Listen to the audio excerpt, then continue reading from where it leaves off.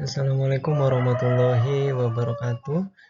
Perkenalkan, nama saya Muhammad Insan Alfi Sobri dari Prodi Magister Manajemen. Kali ini saya akan memaparkan tugas 11 yang dimana itu membahas peran pemerintah dalam bidang ekonomi. Lalu pertanyaannya yang pertama, apa peran pemerintah dalam ekonomi?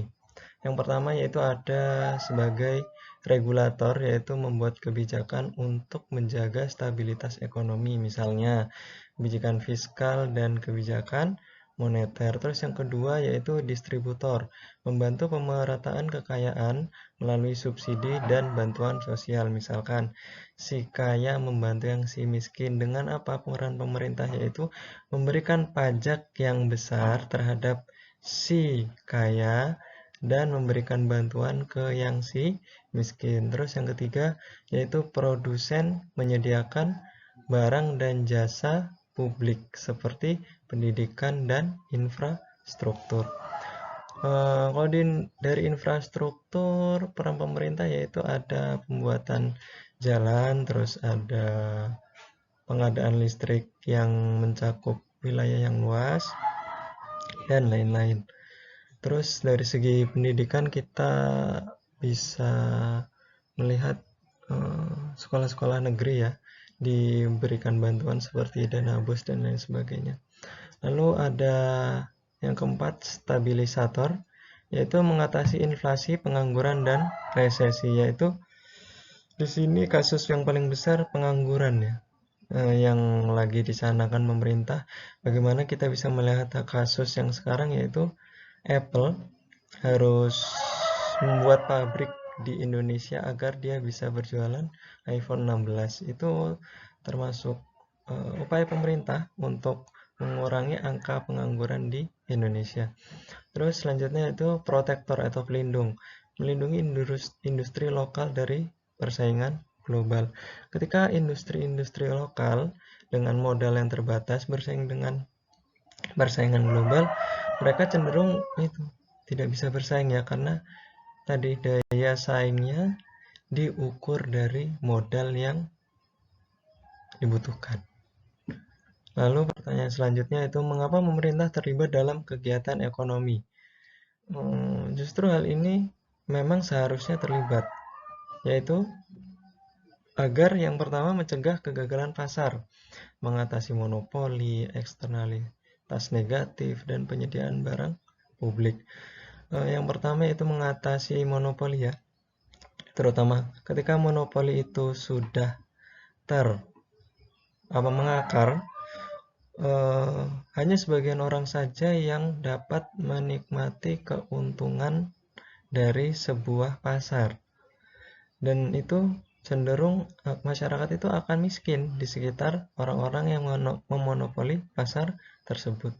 Terus yang kedua, meningkatkan kesejahteraan sosial melalui layanan dasar dan pemerataan ekonomi, karena pemerataan ekonomi itu sangat penting untuk menggerakkan roda ekonomi sebuah negara.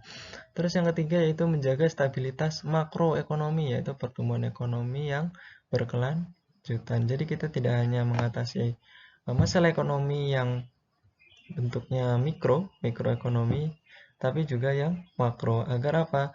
Dampak berkelanjutannya itu harus ada dengan pemerintah membuat regulasi-regulasi yang baik. Terus yang keempat itu melindungi kepentingan nasional, intervensi untuk menjaga kedaulatan ekonomi. Misal sekarang kan lagi gencar-gencarnya pasar bebas ya, bahwasanya kita walaupun mesen di Shopee itu biasanya barangnya itu datangnya dari Cina. Saya waktu itu pernah mesen casing HP kalau nggak salah. Nah itu tuh lokasinya di Jakarta tulisannya, tapi pengirimannya itu dari luar negeri. Nah itu salah satu contoh dampak dari perekonomian global, yang dimana pemerintah seharusnya membatasi agar apa negara kita itu pengusaha-pengusaha lokal itu agar bisa berkembang. Jika kita langsung bersaing dengan pasar global, yang pastinya ya masyarakat kita belum mampu, karena yaitu tadi bercermin dari modal yang dimilikinya. Terus yang ke part ya, perbedaan peran pemerintah di tiap negara. Yaitu ada, setahu saya sampai sekarang itu ada dua ya, sistem ekonomi dunia, yaitu kapitalis dan sosialis. Yang pertama itu peran pemerintah kecil, contohnya Amerika Serikat, yaitu tentang regulasi-regulasi perekonomian itu tidak terlalu terlibat negara Amerika Serikat terhadap pengusaha-pengusaha yang ada di Amerika. Itu. Terus yang sosialis, peran pemerintah besar, contohnya Kuba. Mungkin kalau dulu ya itu ada Cina, mungkin sampai sekarang juga ya, Cina, terus Rusia itu masih berperan penting dalam pertumbuhan ekonomi negaranya. Lalu selanjutnya itu ada kondisi ekonomi, yaitu negara berkembang memerlukan intervensi lebih besar. Itu untuk dorongan-dorongan perkembangan ekonominya dari pemerintah itu harus besar. Lalu yang ketiga itu kebijakan dan ideologi, dipengaruhi oleh orientasi politik masing-masing negara. Ketika gejolak ekonomi itu kurang stabil di pemerintahan sebuah negara, itu akan sangat mengaruh kepada perekonomian negara tersebut. Contohnya waktu pemilihan presiden kemarin ya, investor-investor luar negeri itu masih menunggu momen di mana Indonesia bukan bisa ya, menunggu terpilihnya presiden, karena dari 3 calon itu pasti mengusung beberapa visi misi terkait dengan perekonomian negara Indonesia.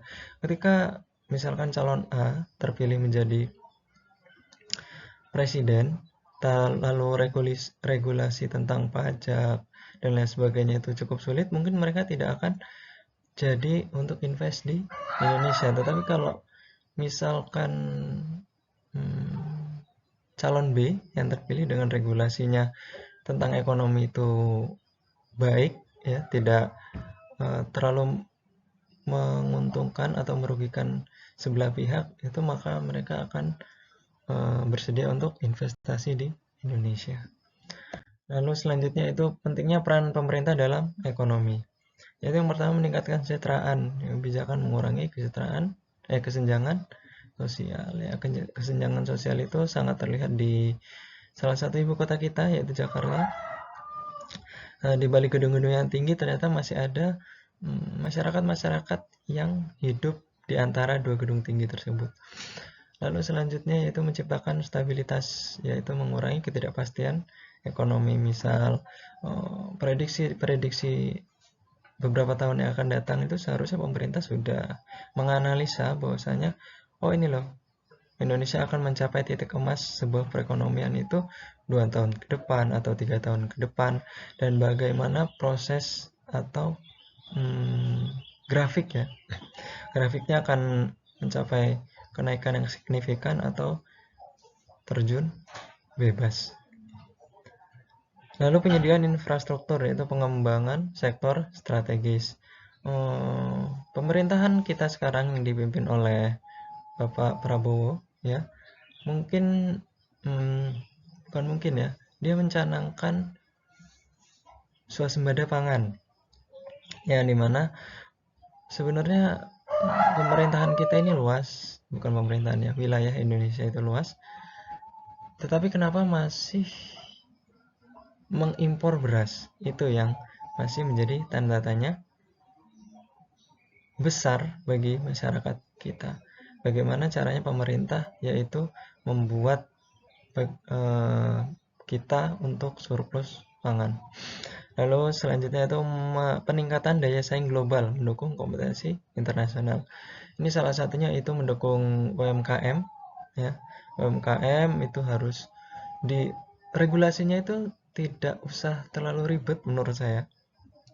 Karena ketika regulasi terlalu ribet, bahkan itu untuk masyarakat kita sendiri, itu mereka akan malas untuk membuat usaha-usaha kecil rumahan.